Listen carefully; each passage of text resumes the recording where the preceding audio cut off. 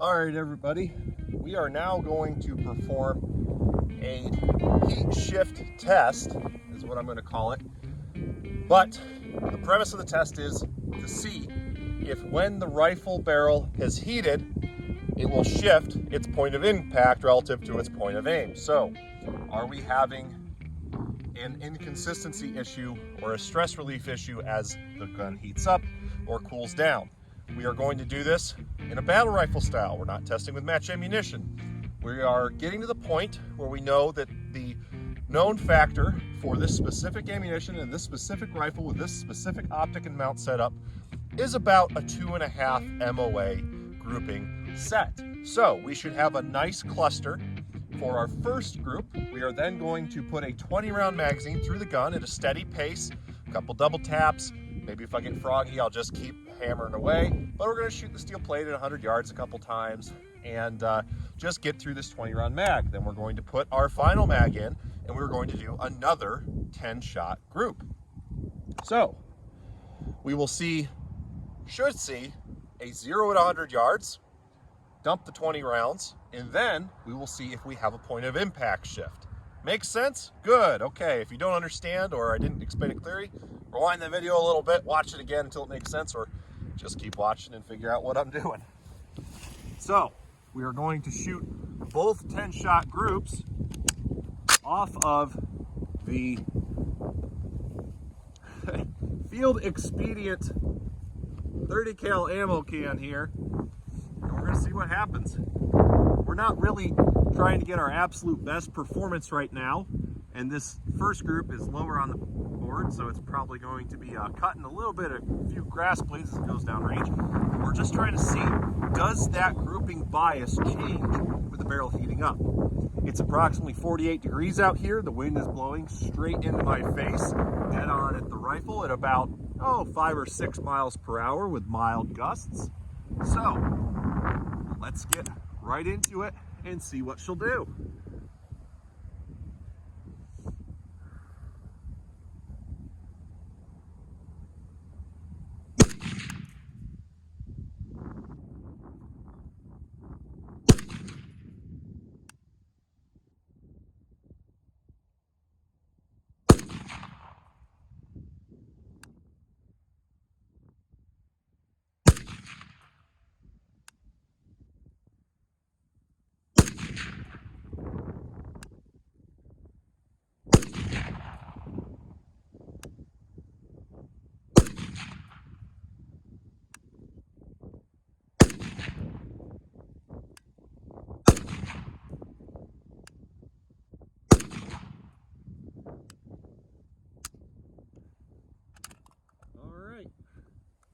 Send down the pipe, all relatively zeroed. Let's take a look here. Just send some rounds downrange.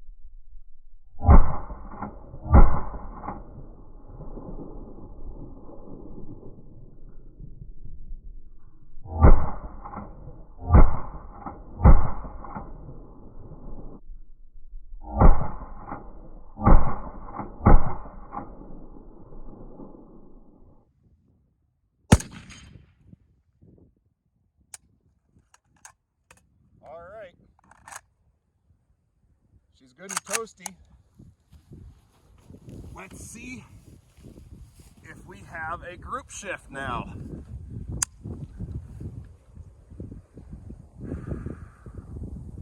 Ten more rounds down the pipe.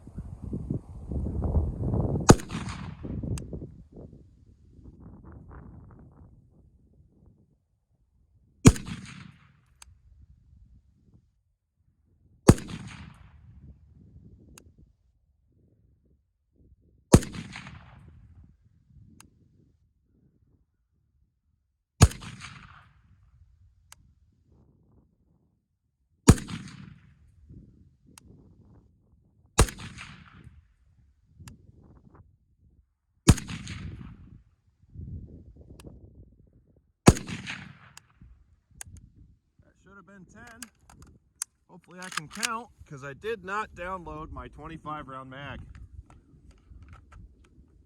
So, if it isn't, if it's over or under, good enough. Let's go see what happened. All right, walking up here. Here's our initial 10-shot group.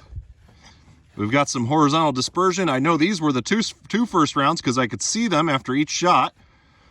That's basically me not doing my job, just doing some quick fire in a field expedient position, but we see the bias. It's centered around the 0. Now let's move up to post 20 rounds dump, although you've got 30 really because you did 10 slow fire, then 20 moderate to rapid fire. And we see, yeah, we kind of opened dispersion vertically, but that doesn't necessarily mean that that was the gun. That could have been me. I'm a little shaky today. I'm running about 4.5 hours of sleep. So it ain't the best day for me to try and test accuracy, but it does confirm that on the surface, we do not at 100 yards have a group increase or a point of impact shift when the rifle gets hot. And that rifle was pretty toasty after that 20 rounds.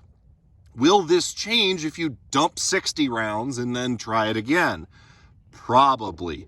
There's only going to be a certain point where you can get to before the heat is going to change your group sizings as well as your capabilities. But if we say, okay, I can cover it with my hand, I can cover it with my hand. So really our total group sizing, and although this is 9 shots, that 10th shot's really not gonna do anything to us. I don't think it's gonna fly wild, but it could, but I did miscount there and shot 9 instead of 10.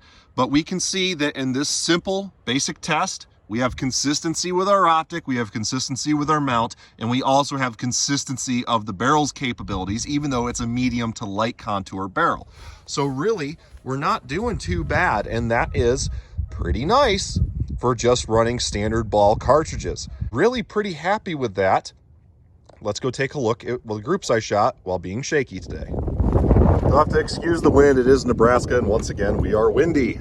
So, here's our first group of the evening. Not sure what happened, but this was with a cleaning rod installed in the rifle. And this is 165 grain Sierra Game King with a charge of Varget powder behind it and a Winchester large rifle primer.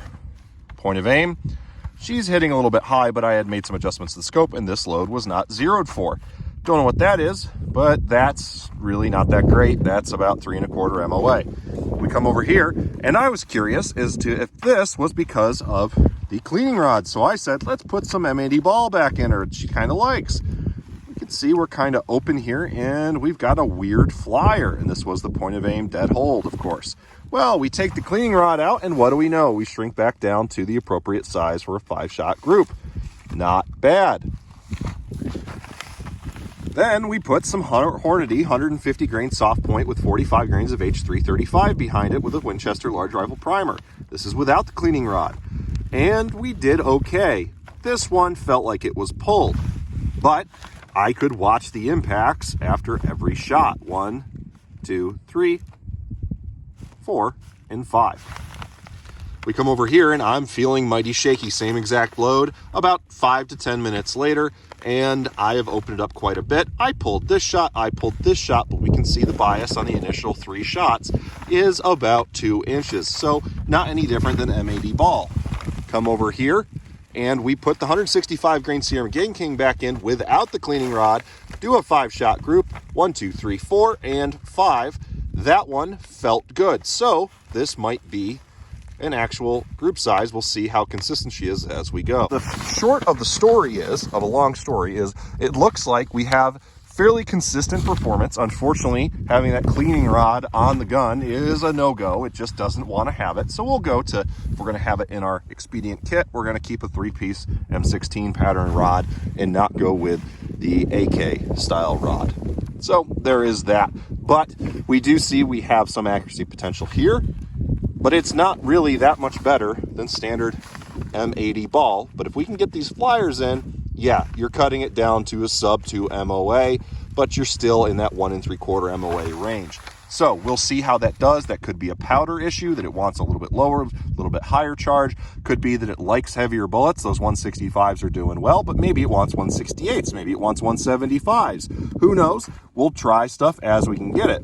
But overall, we're doing pretty good for an AK, and it's not like we're going to zing rounds randomly, although that kind of is a random zinger right there. The funny part is that was the first shot, and these were the follow-up 4. Was that me? Don't think so, because that was the first shot of the evening. So we'll see. But just another update on the very, very fun and pretty capable, it seems, Zastava PAP M77-PS. All right, I did not videotape it because I got to get out of here and my range session is coming to an end. But I decided to hold high. My second ballistic holdover I used as my point of aim on this lower point here to split the difference between these two groups. And with the 165 grain Game Kings loaded with the Varget, I actually tightened the group up quite a bit, and that bias right there is really awesome. Even with the flyer, that's pretty awesome. So I think I'm going to play with the Game King and the Varget load. It's definitely capable if I'm capable. So this doesn't mean that this is what it will do. We will have to confirm over time with dialing in the cartridge as well as printing some 5-shot groups to see what she'll do, if this is what will happen. But this one for sure I saw was the final shot and flyer. Was it me? Was it the gun? I don't know. But that's pretty stellar. In fact, that's kind of incredible. If this flyer can be eliminated and you can bring that 5th shot back into this triangle, whew, that is a seriously good shooting load for a semi-automatic battle rifle. So maybe these Game Kings are the right ones. Maybe the 168 grain Sierra Batch Kings will be the correct choice. But honestly, I would, if I could get this to print a similar group twice more, 3 more times, I would load that for deer season and call it good, because that Game King at the 2,700 to 2,800 foot per second range that this 308 cartridge is able to shove it is going to be more than efficient on deer all the way out to 500 yards. And with this rifle, I'm probably not going to be popping a shot past 300, mostly going to stay in that 50 to 200 yard range. But that's really good indication of what the rifle might be capable of. We'll have to keep playing with it.